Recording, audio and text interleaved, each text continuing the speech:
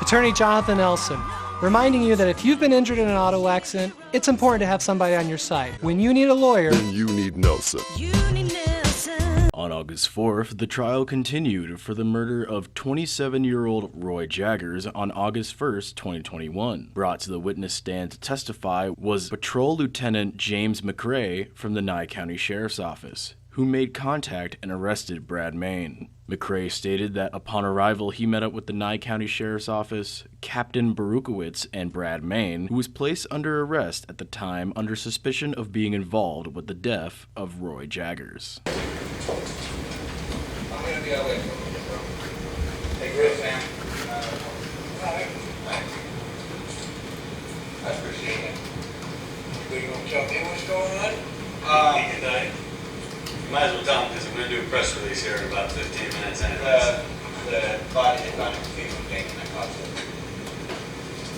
Afterwards, Lieutenant McRae and another officer went to acquire the alleged murder weapon, which was caught on body cam. After defense attorney Tom Gibson's cross-examination, another officer took to the witness stand, Detective Sergeant Corey Fowles, who was responsible for obtaining the evidence in the case against Brad Mehn. Sergeant Fowles recalled answering a call in response to a homicide investigation at Cathedral Canyon. Photo evidence of Roy Jaggers' corpse was presented and then confirmed by Sergeant Fowles. He then recalled speaking to Jaggers' parents and neighbors. Due to the contents of that interaction, Heather Pate and Kevin Dent, two who pleaded guilty for the murder of Jaggers, were arrested. While searching Dent's vehicle, Sergeant Fowles discovered Roy's clothes, Roy's wallet, which the contents were shredded but put back together, the handcuffs and orange tie-down strap allegedly used to restrain Roy, a towel, and a tarp soiled with blood. Sergeant Fowles was then made aware of Brad Mehn by his supervisor and began investigating them. After searching Brad's house, they collected the alleged murder weapon, being a pump-action shotgun,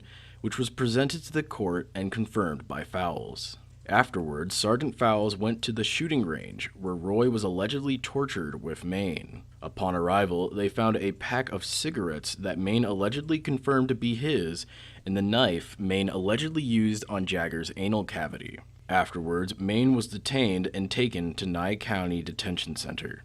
During transport, Mehn spoke of the blowtorch that was allegedly used on Roy.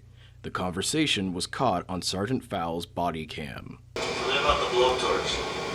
True. I was wondering about that.